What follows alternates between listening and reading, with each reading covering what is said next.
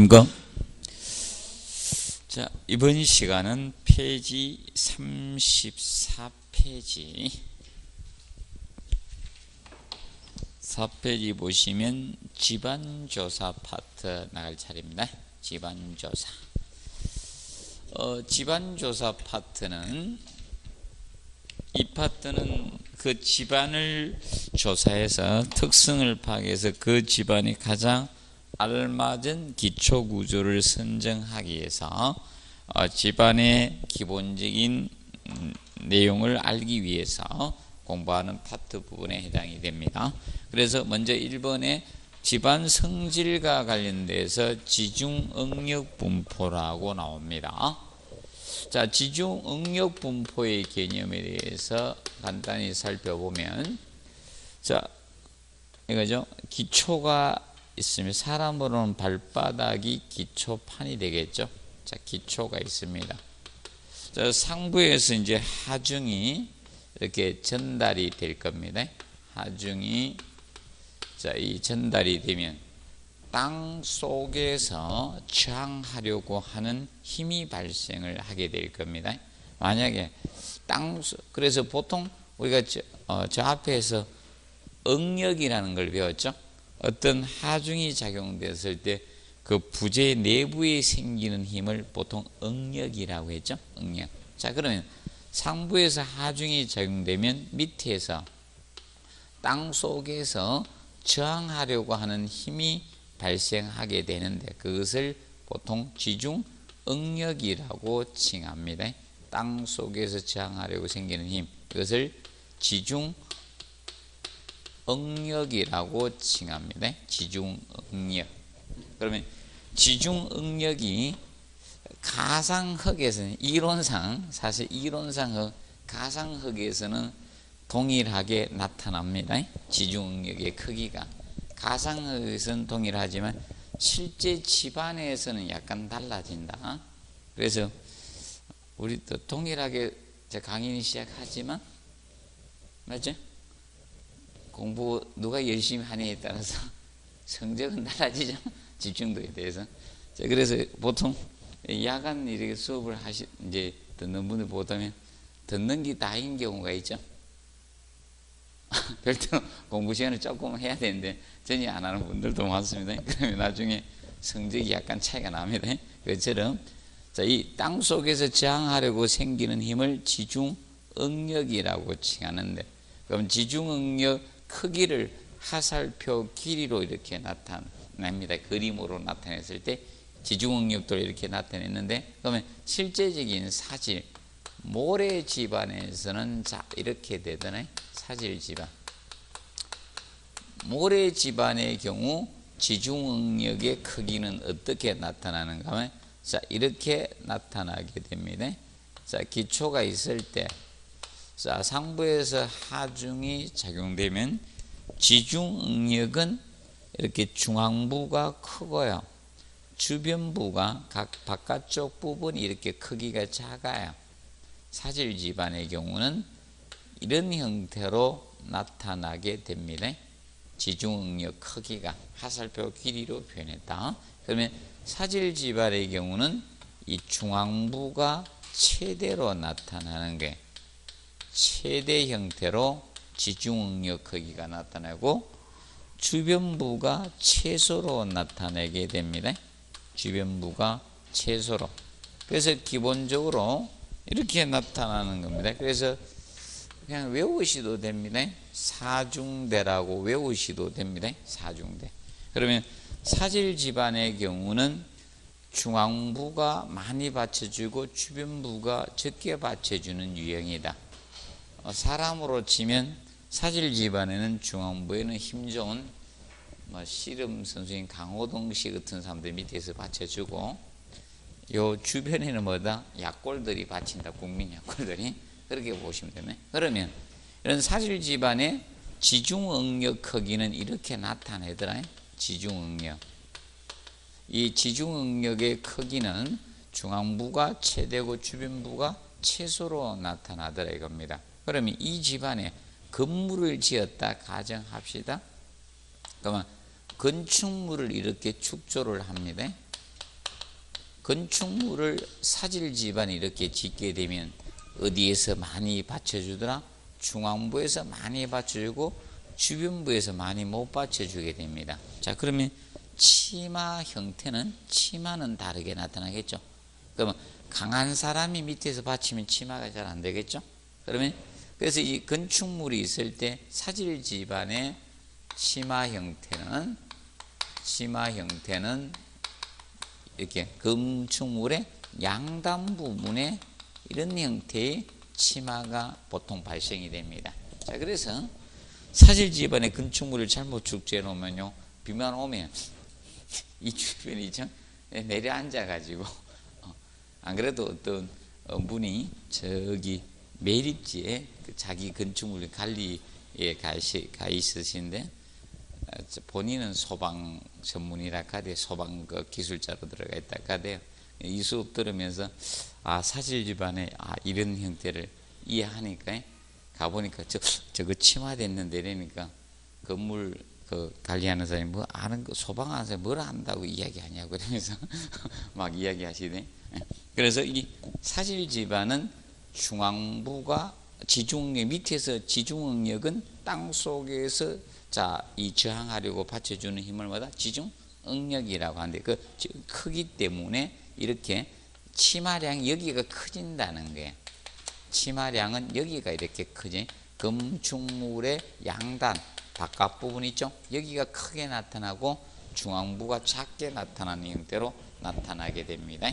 그래서 간략히 알아두십시오. 그럼 점토 집안은 반대예요. 점토 집안은 그럼 이 사질 집안에서는 이렇게 생기고, 자, 이 점토 집안의 경우에 지금 이제 기초가 있을 때 여기에서 하중이 이렇게 작용이 되면 땅 속에서 저항하려고 발생되는 힘은 바로 주변부가 크게 됩니다. 주변부가 크고 중앙부가 최소로 나타납니다. 그래서 여러분들이 뻘에 빠지면 있죠, 쑥 들어가는 겁니다.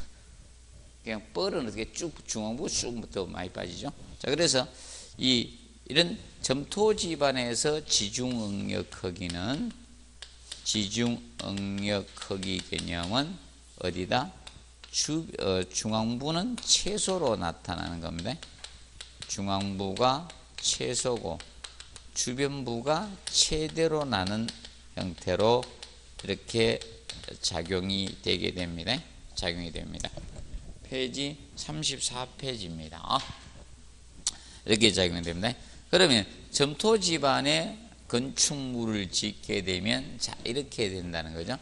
건축물을 점토 집안에 건물을 지면 중앙부 치마가 커지는 거예요. 여기가 적게 받쳐주기 때문에 이런 형태의 치마가 발생이 되는 겁니다. 이렇게 이 부분이 중앙부 치마량이 커지는 거예요. 치마량은. 그래서 지중응력 크기하고 무엇이다? 반대로 치마는 생기게 된다. 이렇게 봐주시면 되겠습니다. 자, 그걸 간단히 알아두면서 우측 35페이지 박스의 용어를 먼저 보도록 합니다. 용어 부분을 보면, 자, 용어 정리에 보시면 용어 정리를 먼저 보고 하도록 하겠습니다. 먼저 1번에 시료 나오죠. 시료라는 것은 품질이나 성분 등의 시험에 제공되는 재료입니다. 그래서 줄여서 뭐라 한다? 시료. 시험에 제공되는 재료를 시료라고 칭합니다. 근데 이 시료는 시험에 제공되는 재료인데 시료가 두 가지가 됩니다. 그래서 2번에 보면 무슨 시료? 불자. 불교란 시료, 교란이 되지 않은 시료라는 거죠. 그러면 교란 시료 두 가지 개념이 있습니다. 교란 시료는 이긴 시료라고도 하고요.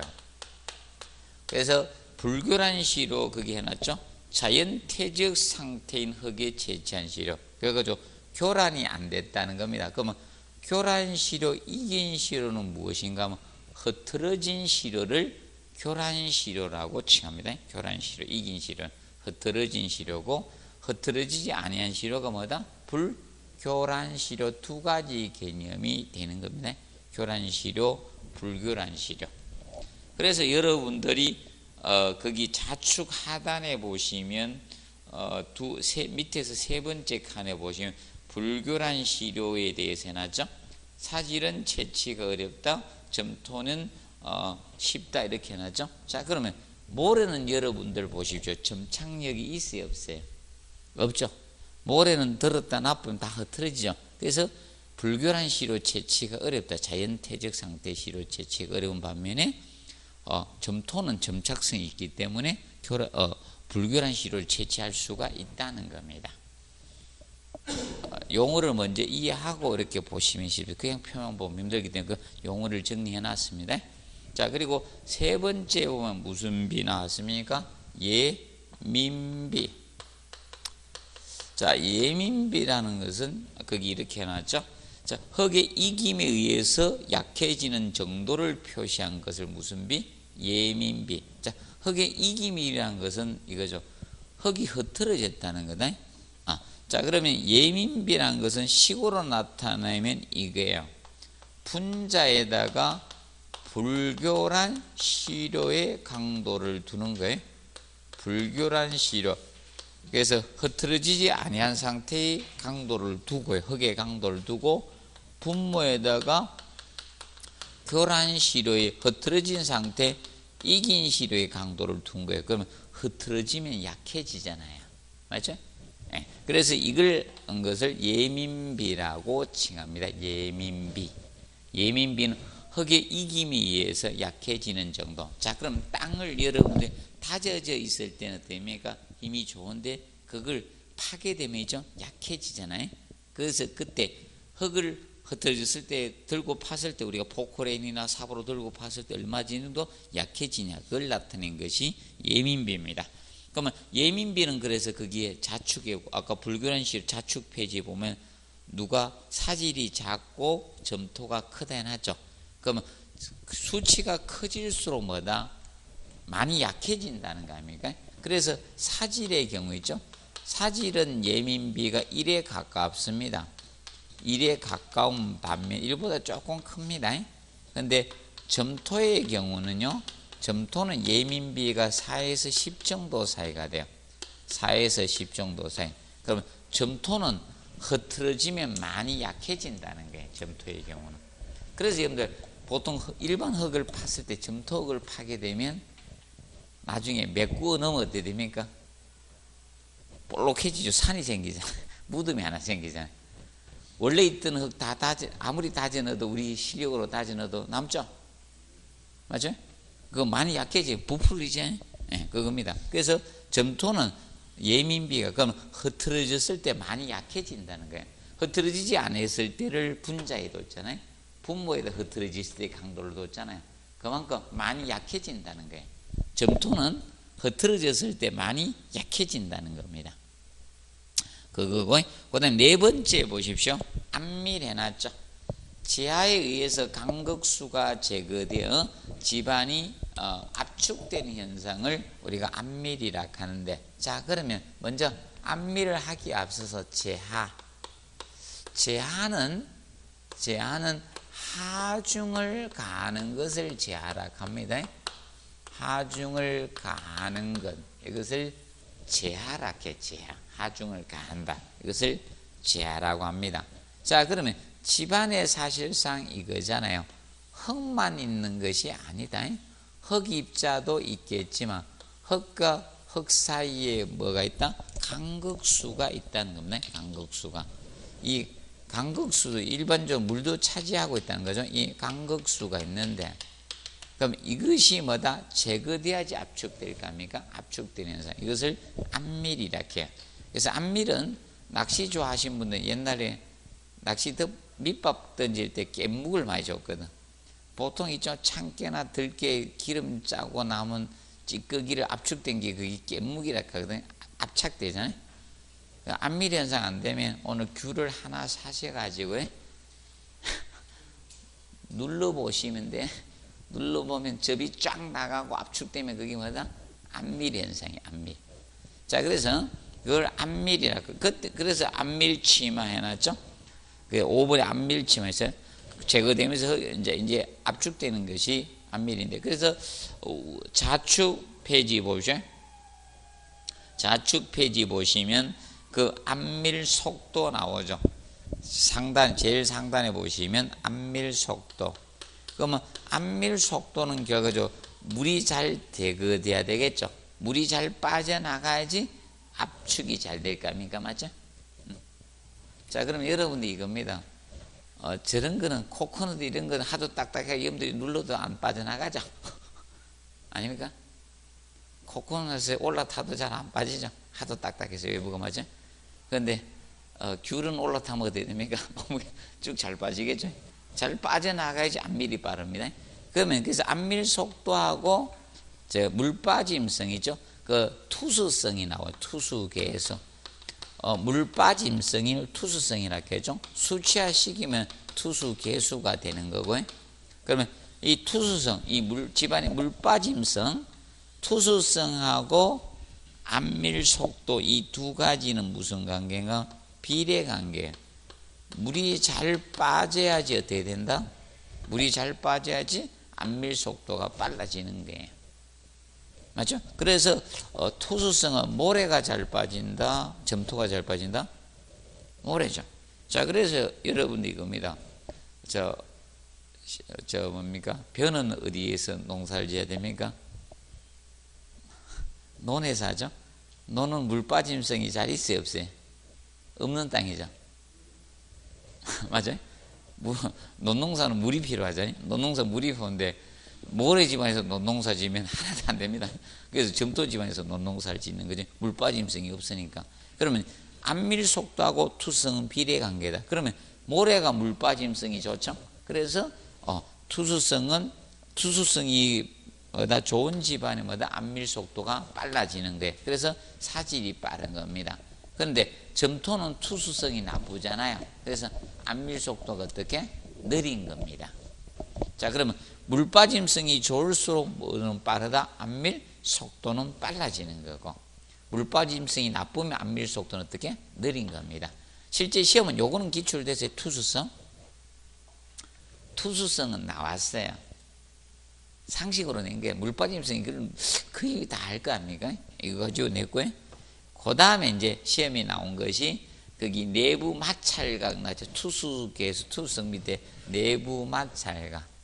자, 내부 마찰각 이것도 이제 출제가 됐는데, 내부 마찰각이라는 것은 흑입자 간의 마찰각이다.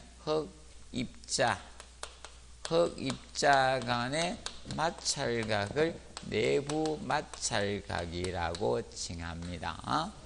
그럼 이것이 내가 이해가 안 된 분들은 본인 얼굴이 흑이라고 생각하시고 마찰을 가해 보세요. 누가 센지. 내부 마찰이 그러면 많이 따갑습니다. 자, 그래서 오늘 가셔가지고 모래나 점토가 없으니까 집에서 바로 선택해서 하면 돼. 왕소금을 모래라 생각하고 밀가루를 점토라 생각하고 한번 해보세요. 그래서 여러분들 진흙팩 하죠? 모래팩 안 하죠? 자, 그래서 이 내부 마찰각은 누가 크다? 모래가 큽니다. 이 상식적인 이것도 출제를 했습니다. 이 두 가지는 냈습니다. 자, 그런데 안밀 속도는 아직 안 냈어요? 그럼 안밀 속도가 빠르다는 것은 치마 속도가 어떻게? 빠르다 이 뜻입니다. 치마 속도가. 그리고 치마량 체크하죠. 요것도 아직 안 냈어요. 치마량. 그러면 치마량은 결과적으로 많이 수축하니까 치마가 많이 되는 거예요. 빠져나가니까. 그러면 치마량하고 연관성 있는 것이 건조 수축량이에요. 수축이 많이 돼야지 치마가 많이 되는 거예요. 건조 수축량하고 치마량하고 비례 관계에 속합니다. 그러면 건조 수축량이 커지면 치마가 많아지는 거예요. 자, 그래서 여러분들 봅니다. 자, 진흙은 어떻게 됩니까? 건조하면 물이 증발되면서 수축하면서 갈라지죠. 그래서 논바닥이나 호수바닥 이런 게 수축하면서 많이 줄어드니까 갈라지잖아요. 그래서 진흙팩 해봐요. 건조하면서 수축이 되니까 어떻게 얼굴에 균열 가죠. 진흙팩 한 번도 안 해봤어요? 맞아요. 건조 수축량하고 이 치마량하고 관계가 있습니다. 자, 그러면 모래는 건조 수축이 잘 돼야 안 돼요? 적죠. 자, 그래서 여러분들 저기 학교 운동장에도 모래 깔아놓은 데 있죠. 철봉 밑 이런 데 있잖아요. 떨어질까봐 충격 좀 안 하는. 그런데 보면 안 갈라지잖아요. 오늘 날씨가 무척 덥다고 건조했다고 갈라지는 거 못 봤죠? 백사장이 갈라지더런가? 여기는 어느 해수욕장 많이 갑니까? 그 갈라지는 거 보셨어요? 그 백사장 참 길죠? 안 갈라지죠? 저는 웬만한 해수욕장 다 가봐가 압니다. 자, 그래서 저는 군인 시절에 백사장을 거의 다 가봤습니다. 그래, 웬만한 해수욕장 다 가봤습니다. 건조 수축량이 얘가 어떻게 크면 치마량도 커지는 겁니다. 그래서 누가 건조 수축량이 크다? 점토가 커요. 그러니까 치마량은 누가 크다? 점토가 큰 거야. 모래보다, 사질보다는 이 점토가, 치마량은 얘가 큰 거예요. 점토가. 이 건조 수축량하고 무슨 관계다? 비례 관계야. 건조 수축량이 많아지면 치마량도 커지는 거예요. 그래서 주의합시오. 자, 치마 속도, 안밀 속도는 누가 빠르다? 사질, 모래가 빠르지만 치마량은 누가 커진다? 점토가 크다는 거예요. 헷갈리지 않도록 좀 주의해 주시기 바랍니다. 자, 그리고 거기 보면 마지막 34페이지 액상화 현상은 35페이지 보면 해놨죠. 6번에 해설해 보시면 액상화 현상은 이 사질 지반의 진동이나 지진 등으로 인해서 하중에서 전단 저항력이 상실되고, 자, 이 지반이 액체처럼 거동 움직이는 현상을 액상화 유동화 현상이라 합니다. 액상화라 하기도 하고 유동화.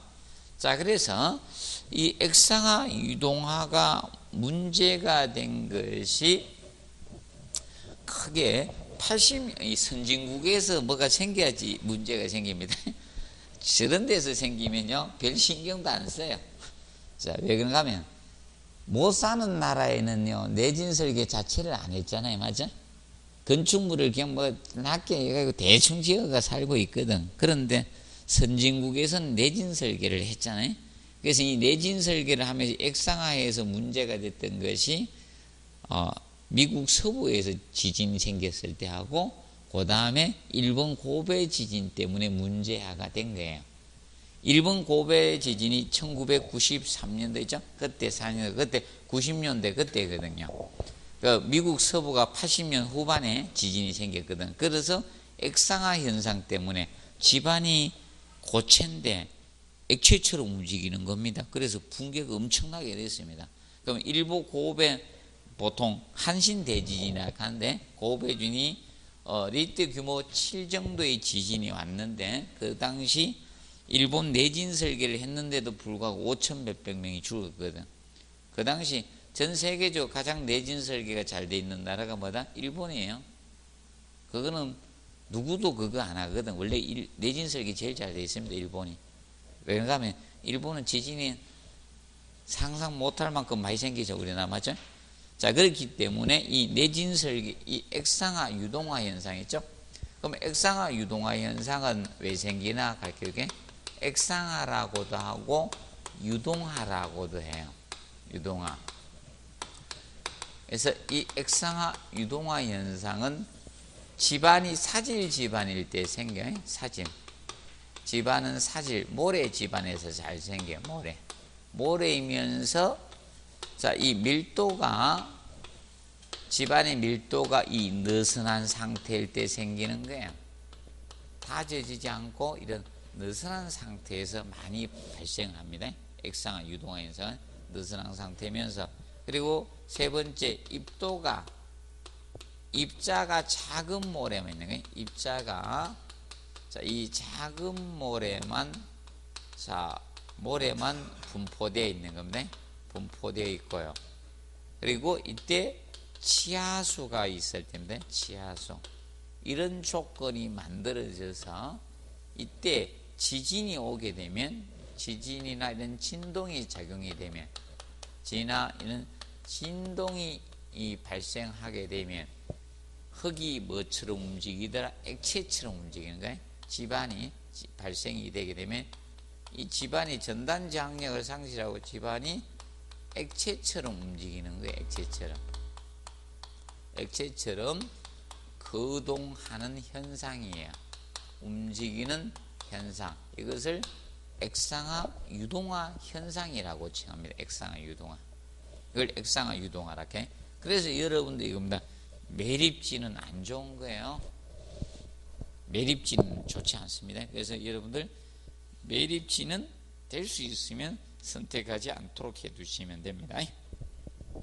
보시고 35페이지 보시면 이번에 집안조사, 이 집안조사 파트, 이 집안조사 파트는 현재 보시면 집안조사 내용을 보시면 이 집안조사는 그 목적이나 내용 뭐 이런 거 나오죠. 이런 부분을 시험 내는 것은 아니고요. 제가 강의한 역사 이외로 이 부분은 아마 나오기 힘들 거라고 보통 있는데 심심하시면 한번 읽으시기 바랍니다. 그리고 조사 목적은 이거죠. 그 집안의 뭐 지내력이라든지 뭐 지하수 이런 걸 알아야 됩니다. 측정해서 그 집안의 가장 경제적인 기초 구조를 설계하기 위해서 이 집안 조사를 하게 되는데, 조사 내용은 그 지표의 변천상, 왜 이런 걸 알아야 되는가? 개념만 설명해 시험은 안 나옵니다. 여러분 이겁니다. 과거의 이 땅이 지금 현재 땅이 아닐 수도 있다는 거예요. 보기에는 멀쩡한데 안에는 어떻게 됩니까? 안에는 옛날 늪지대에 매립지일 수도 있는 겁니다. 그러면 굉장히 위험합니다. 왜? 집안이라고 설계를 했는데 단단한 집안이라고 건물을 지어놨는데 지어놨고 몇 년 있으니까 쑥쑥 내려가요. 침하가 돼가지고 보통 건축물을 지으면요, 땅에다가 건축물이 없는데 하중을 가했기 때문에 보통 한 3년 전후 정도까지 침하가 진행이 됩니다. 사실 건물을 지으면. 그런데 그 정도 침하되면 관계없는데 이것이 5년 지나도 침하되고 10년째도 침하되고 자꾸 내려가면 안 되죠. 내가 건물 2층짜리 건물이라고 지어놨는데 나중에 보니까 자꾸 침하가 되고 한 층은 반지하가 되어 있고 이래 되면 안 되죠. 문제가 심각해지는 거죠. 그래서 이런 집안의 변천사항이나 이런 것 등등을 알기 위해서 집안 조사를 하게 됩니다. 그러면 이제 여기에서 시험은 그 3번에 보십시오. 넘겨보십시오. 3번에 뭐가 나옵니까? 집안조사 방법이 나오죠. 집안조사 방법 개념이 나오잖아요. 방법. 이 집안조사 방법이죠. 이 분야 부분이 시험에 출제가 된다라고 보시면 됩니다. 그러면 집안조사 방법은 이 종류가 지금 2번 출제됐습니다. 제일 먼저 짚어보기가 있다. 짚어보기는 여러분 간단히 이거죠.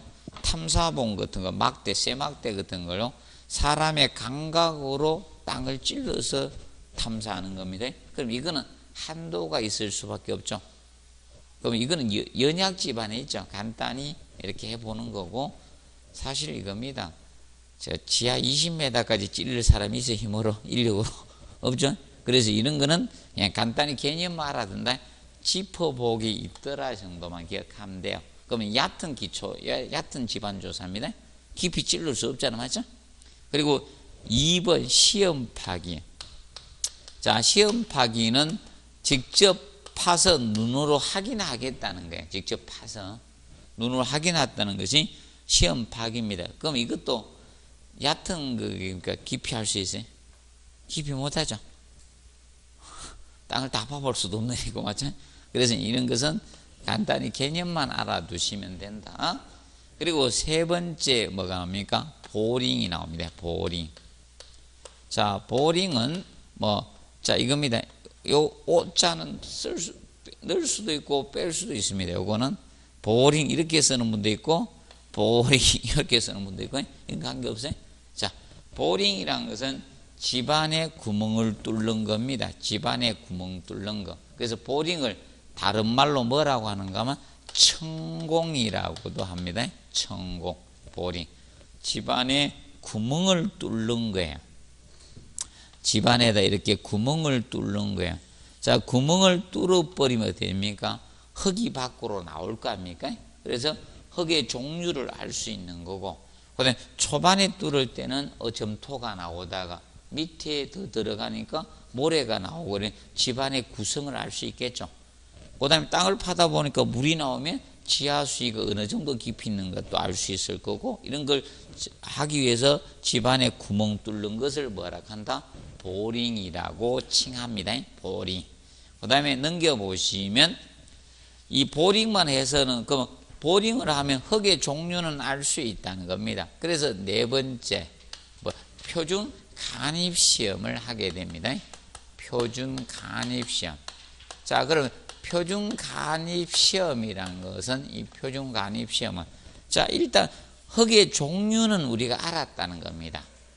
땅을 팠기 때문에 땅에 보링 천공을 했기 때문에 흙의 종류는 알았는데 흙이 얼마나 밀실하게 있는지 이런 것은 알 수가 없어요.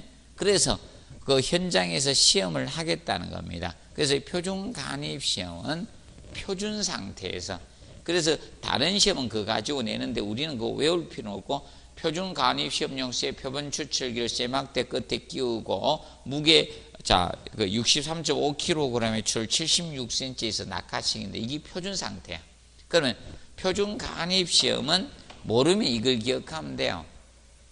집안에다가 말뚝을 때려 박으면 집안이 연약하고 밀실하지 않으면 박으면 잘 들어가겠죠. 단단한 집안에 박으면 말뚝이 잘 안 들어갈 거 아닙니까? 아니면 나무나 벽에 못을 박는다고 생각하시면 돼. 못을 박을 때 연약한 나무에 못을 박으면 어떻게? 쑥 들어가는데 단단한 나무는 어떻게 못이 잘 안 들어가죠? 그래서 여러분들 콘크리트 벽에다 못 박는데, 아파트 벽에다 못 박는데 박으니까 어떻게 됩니까? 박으니까 잘 들어간다. 그럼 기뻐할 일이 아닙니다. 부실공사예요. 콘크리트 벽에 못 박으면 안 들어가야 돼요. 왜냐하면 최근에 아파트가 고층화됐잖아요. 콘크리트 강도가 고강도를 써가지고요 못이 안 박혀야 정상입니다. 제가 박아보니까 못이 부러지더라고. 못이 약한 것도 아니죠. 콘크리트 강도가 아주 강하니까. 그래서 이 표준 간입 시험은 이겁니다. 표준 간입 시험은 그래서 이 30cm 간입을 하는데, 간입을 시키는데 타격 횟수로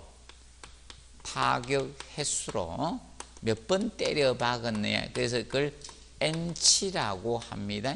또는 N값 이렇게 표현은 N값으로 타격 횟수로 집안에 이런 밀실도 등을 갖다 측정하는 게 밀실도라든지 다른 것의 등을 측정하는 시험입니다.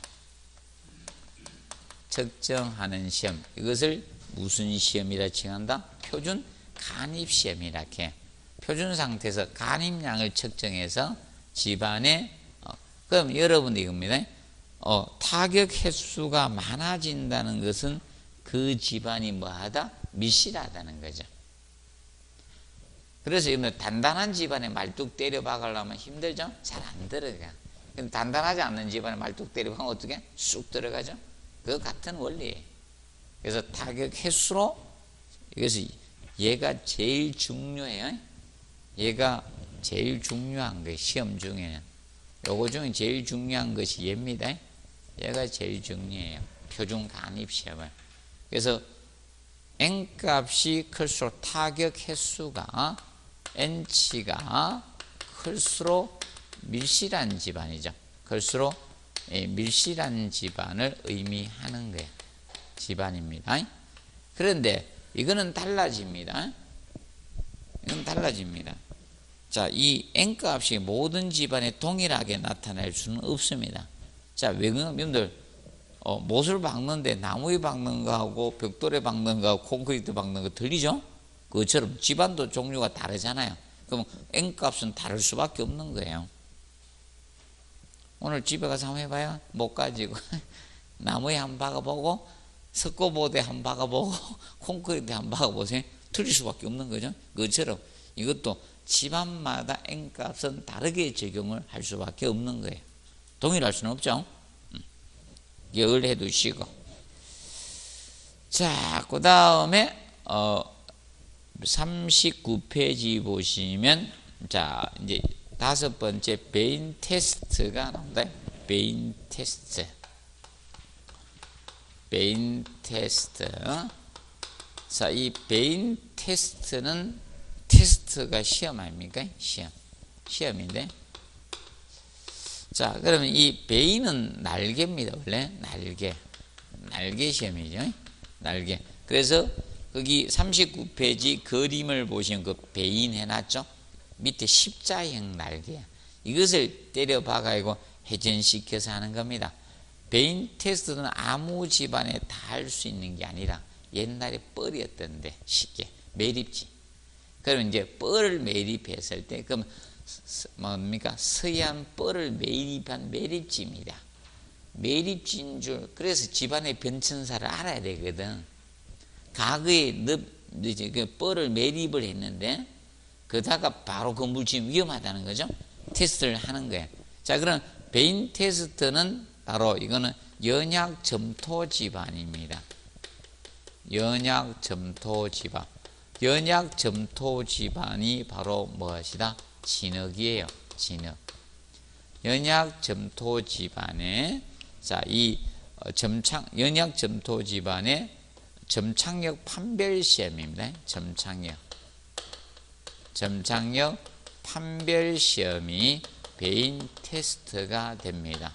그러면 십자형 날개를 때려 박아야, 이거는 회전력으로 하는 거예요.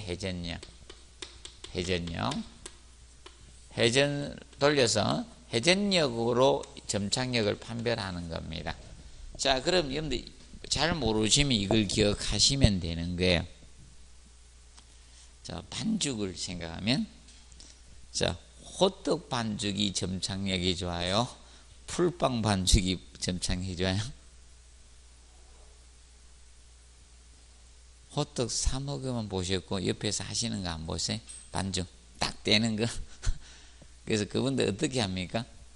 자꾸 들러붙어 가지고 손에 기름 묻혀가면서 하죠. 맞아?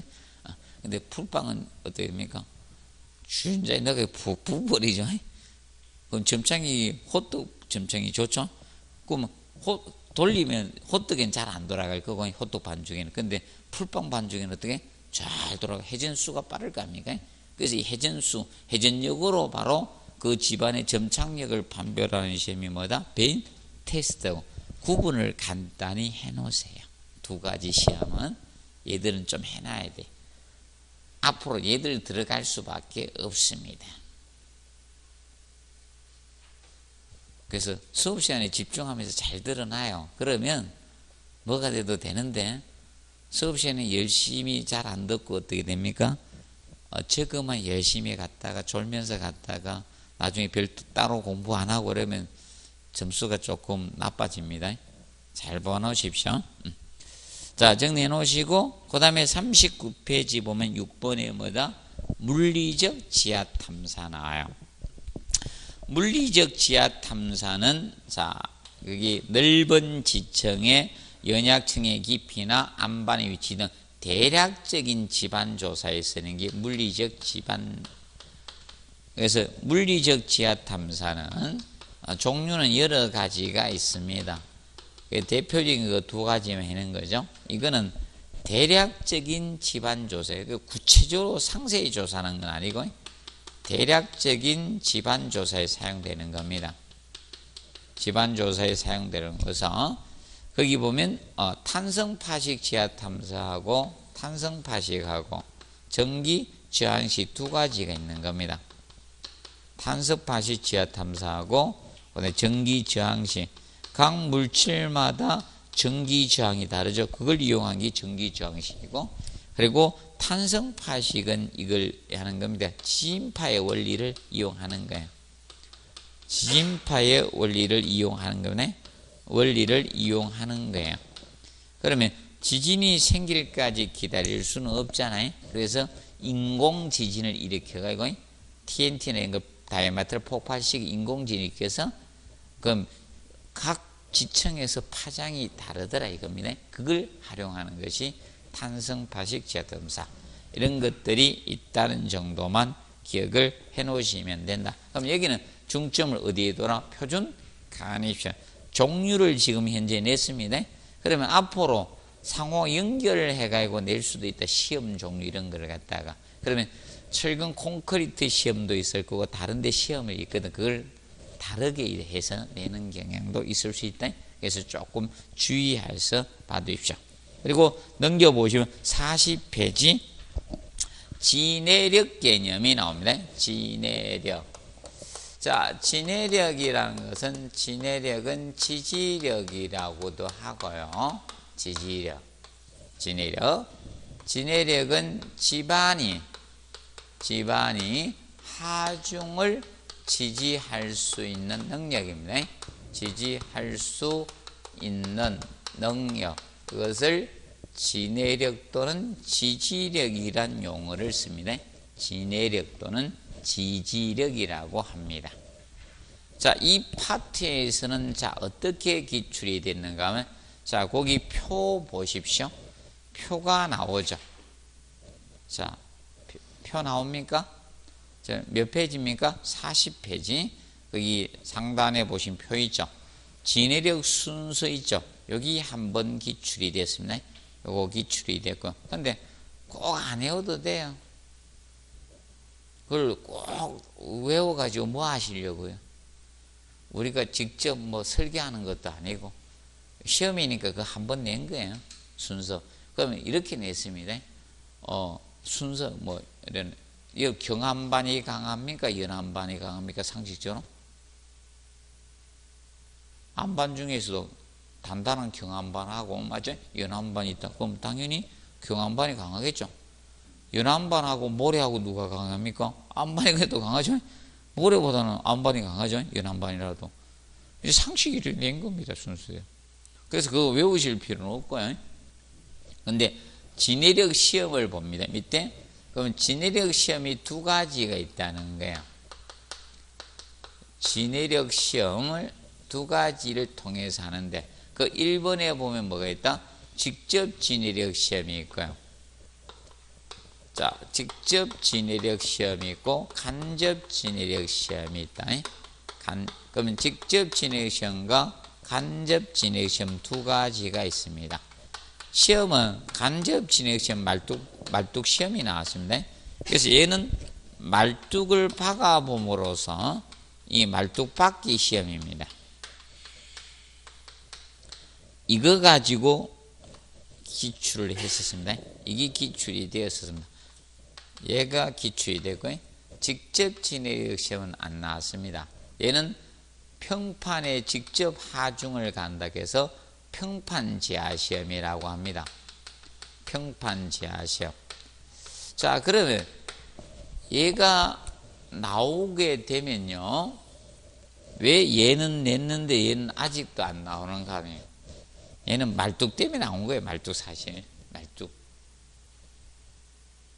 말뚝 때문에 나오는 것입니다. 얘는 말뚝 때문에. 다른 것 때문에 낸 게 아니라 말뚝 때문에. 옛날에 놀부도 나무 호박에 말뚝 박기 이런 거만 했잖아요. 그래서 이것 때문에 나온 거고 딱 한 번 나왔고, 직접 지내기 시험이죠. 평판지하 시험은 말 그대로 땅을 이렇게 파가지고 지내력을 측정, 여기에서 기초 점에 여기 지하판을 설치한다. 그래서 하중을 가는 판을 지하판이라 하거든. 또는 내하판이라고도 칭하고, 내하판 또는 평판이라고도 칭하거든. 그래서 평판지하 시험 쓴 거예요. 이렇게 쓰는 지하판 지하 시험 하니까 좀 그렇잖아. 지하가 많이 들어가니까 원래 재하가 뭐라 했습니까? 하중을 가하는 시험이잖아, 맞죠? 그러니까 또 쓰기 그런 내합한 재하 시험 이렇게도 그래서 이게 제일 적당해서 쓴 거예요. 평판 재하 시험. 그리고 여기 교수들은 짧은 걸 최대한 좋아해요. 그리고 긴 걸 좋아하는 경우 몇 가지 있어요. 그거 빼고는 거의 짧을수록 좋아합니다. 그래서 평판 재하 시험입니다. 그 평판에다가 직접 뭘 가한다? 하중을 재하를 가해서 측정한다 해서 뭐다? 직접 진액 시험이 되는 겁니다. 그러면 정확도는 사실 둘 중에 누가 우수할 수밖에 없습니까?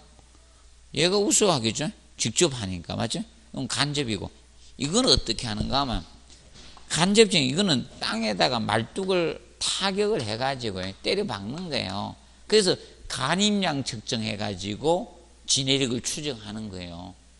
그러면 직접 하중을 가해보는 게 쉽게 맞겠죠? 말뚝을 때려 박는 것보다는 직접 진액 재하 시험이요. 정확도는 좋습니다. 그래서 이 간단히 보시는데 혹시나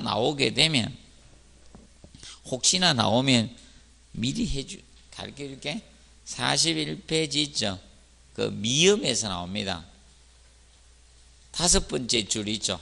여기서 냅니다. 5번째 줄 미음. 총 치마량이 2cm일 때 극한 지적의 3분의 1, 항복 하중의 2분의 1 작은 값을 단기 허용 진해로 산정한다. 그 책까지 단기. 요것만 알아두는데 단기 허용 진해로 보겠다는 거 41페이지.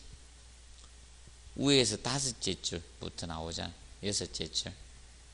얘를 잘 기억하시면 되는 거예요. 얘는 아직은 안 냈고요. 내면 얘로 갑니다. 구조쌤들이 내면 이리 갈 수밖에 없어요. 필연입니다.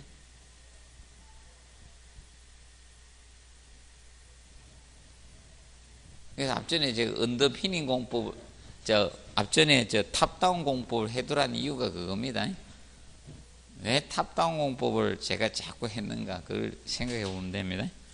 그냥 막 만드는 거 아닙니다. 41페이지 간접진액 시험 말뚝박기 시험 나오죠.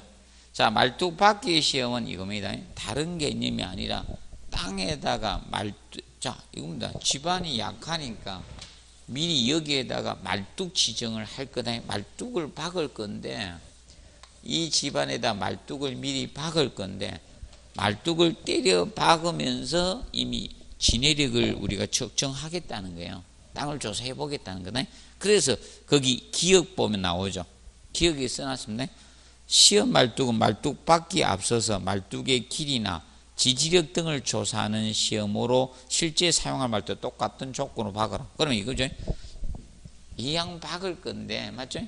시험 박으면서 실제 말뚝의 길이가 너무 긴 걸 가져서 너무 많이 남으면 손해일 거 아닙니까? 그럼 실제 박을 말뚝을 때려 박으니까 얼마 안 들어가다가 말뚝 길이 조정도 할 수 있을 겁니까? 근데 내가 깊이가 좀 얇게 측정했는데 배려 말뚝이 다 들어가면 말뚝 길이가 너무 짧아도 안 좋겠죠. 그래서 이런 말뚝 길이 조정이라든지 진해력 이런 걸 지지력 진해력을 알기 위해서 미리 말하는 것을 시험 말뚝 박기라고 합니다. 그래서 이걸 지문을 내고 나서 여기서 답을 만들기 애매했는가 봅니다. 그래서 그 나무 말뚝을 끌어와서 시험 문제를 그때 6회 때 한번 냈거든요. 그러면 나무 말뚝은 사실 부패가 이루어질 수밖에 없죠. 오랜 세월이 지나, 맞죠? 그래서 나무 말뚝은 부패를 방지하기 위해서 보통 상수면 지하수 물속에 잠기게 봤거든요. 그러면 200년에서 300년 정도는 간답니다. 안 썼고. 그래서 그걸 활용하는 겁니다. 그거 가지고 이제 시험을 냈던 겁니다. 그러면 여기에서 이제 지문을 나가낸 것이고요. 그러면 여기에서 이제 답을 만들 수 있는 부분을 우리가 해줄게. 실제 사용할 기억은 체크하죠. 실제 사용할 말뚝과 뭐다? 똑같은 조건이어야 돼요. 그러면 시험이라고 해서 있잖아요. 저거는 아니라는 겁니다. 줄여서 박는 것은 아니라는 겁니다. 그대로 박아주라는 겁니다. 그리고 디귿에 보시면 있죠. 시험 말뚝은 확고한 위치에 뭐다? 수직으로 박아주셔야 됩니다.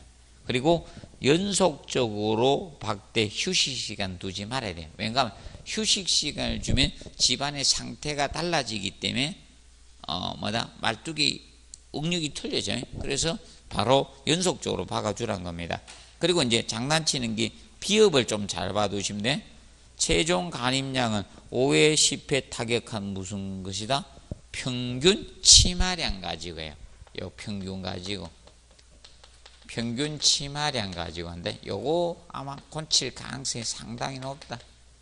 평균 치마량. 최소나 최대 치마량 가지고 최종 간임량을 찾지 않고 뭐 가지고 평균 치마량 가지고 요 가지고 이제 진해력을 측정을 하게 되는 겁니다. 그러면서 나중에 저 뒤에 가서 말뚝을 당겨와서 낸 겁니다. 잠시 저 뒤에 말뚝 보도록 하겠습니다. 자, 페이지 50페이지 가보시면 자 4번에 핵심 정리 4번에 밑에 박스 보시면 나우말뚝은 생나무로 상수면마다 이하에 박는다 나오죠? 맞죠? 이하에 박습니다. 이거는 부패 방지를 위해서입니다. 부패 방지. 이거 따와서 낸 거예요. 나우말뚝은 부패 방지를 하기 위해서 상수면 이하에 박아줘야 돼요. 상수면 이하. 그거 가지고 시험을 다루었습니다. 그러면 앞으로 시험에서는 자 여러분들이 명심해 두실 건 이겁니다. 이것을 그냥 무작정 외우지는 마시고요. 그러면 진해력 시험이 나오게 되면 아마 진해력 순서도 냈고요. 간접 진해력 시험도 나왔잖아요. 그러면 직접 진해력 시험 쪽으로 갈 수는 있다. 가기는 갑니다. 타이밍상 가기는. 그런데 지금부터 막 그 전체를 외우려고 하지는 마시고 개념만 일단 알아준다. 직접 진해력 시험은 집안의 재하중을 가해서 진해력을 측정하는데 이때 그 시험은 장기간 하는 시험은 아니죠. 여러분들 시험을 할 때 장기간 몇십 년 동안 시험을 할 수는 없죠. 장기간 하중을 가한 것이 아니기 때문에 그 기준을 잡을 때 단기로 본다, 장기로 본다. 단기 허용 진해로 보고 그 2분의 1을 장기로 우리가 허용 진해로 본다. 그래서 그것만 잘 기억하십시오. 41페이지 일단은 미형 개념만 좀 정리를 해 놓으시고 나중에 전반적인 시험을 어떻게 하는가는 설명해 드리겠습니다. 시험에 대해서는. 그리고 42페이지 부동치마 있죠. 이것이 우리 기초에서 가장 먼저 나온 게 이 부동치마였었어요. 이게 1회 때 냈었어요. 부동치마. 그러면 부동치마는 서로 상이하게 다르게 치마되는 걸 무슨 치마? 부동치마라 해요. 그 부동치마와 연관성 있는 부분이 사실상 시험은 출제가 되는 거예요. 그러면 개념만 일단 먼저 합시다. 부동치마라는 것은 이게 부동치마예요. 서로 안 입을 자입니까? 서로 상이하게 치마되는 게 무슨 치마다? 부동치마. 자, 이겁니다. 건축물이 이렇게 있게 되면 한쪽이 치마가 이렇게 많이 되는 거예요. 한쪽이 치마가 많고 한쪽이 치마가 적은 거 있죠. 이 부동치마. 여기 창문 하나 두고 합시다. 자, 그러면 자, 이렇게 치마량이 틀려지니까 건물이 어떻게 됩니까? 기울어지죠. 기울어집니다. 건축물이 기울어집니다. 기울어짐으로써 변형이 생겨요. 이쪽으로는 인장력이 생기고 인장. 반대쪽으로 압축이 됩니다. 이 강제 변형이 생기는 거야. 압축이 생기면서 건축물에 뭘 가져온다? 기울어짐과 변형이 생깁니다. 변형이 발생이 되면서 건축물에 뭐가 생길까요? 균열이 크랙이 생깁니다. 균열은 어떻게 생기는가 하면 인장력의 직각 방향으로 가요. 그럼 이리 잡아당겨지니까 이 방향 45도 방향 먼저 크랙이 균열이 생겨요. 이 균열이 발생이 되는 거예요. 그러면 이 균열 사이로 균열이 생겼으니까 이리 뭐가 생긴다? 누수. 외벽을 타고 빗물이죠. 스며든 누수가 생기고요. 그럼 이런 변형이 생기면서 바로 뭐가 생기는가 하면 마감재들 있죠. 타일 같은 거 이런 마감재 있죠. 마감재가 자 변형되거나 또는 뭐다 당락되는 현상들이 생길 수 있는 겁니다. 떨어져 버려요. 미장 이런 부분이 이런 것이 변형 생기거나 떨어지는 당락 현상이 생기게 됩니다.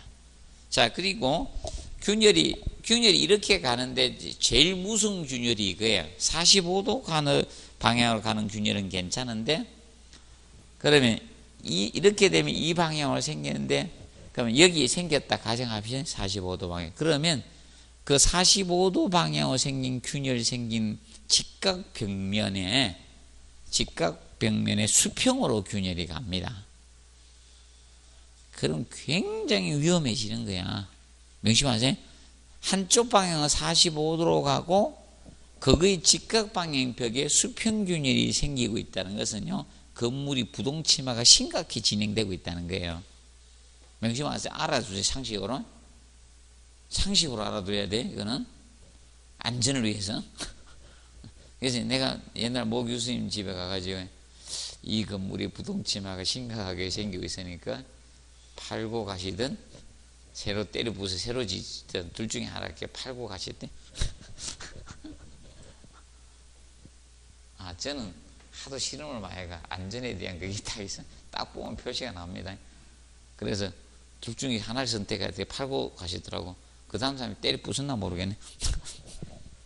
그래서 이래 생겨서 심하게 되면 그러니까 건물 붕괴로 가죠. 이 변형이 너무 심해지죠. 그럼 나중에 건물 붕괴까지 이루어지는 거예요. 건물의 붕괴까지. 굉장히 위험한 거야, 부동침하가. 그래서 여러분들 이겁니다. 부동침하는 생기면 된다니다. 조금 생기면 관계없어요. 그래서 여러분들 이겁니다. 계속 균열의 진행 상태를 보십시오. 균열이 계속 어떻게 폭과 길이가 계속 증가되는가 그런 걸 보셔야 돼요. 고정이 되면 관계가 없거든요. 계속 길이도 증가되고 폭이나 깊이가 증가되고 그러면 굉장히 위험합니다. 특히 이겁니다. 45도 방향으로만 가면 관계없는데 그 직각벽에 수평균열이 생기는지 안 생기는지죠. 확인을 한번 해보시면 됩니다. 그걸 항상 알아두시기 바랍니다. 그래서 잠시 쉬었다 계속 하도록 하겠습니다.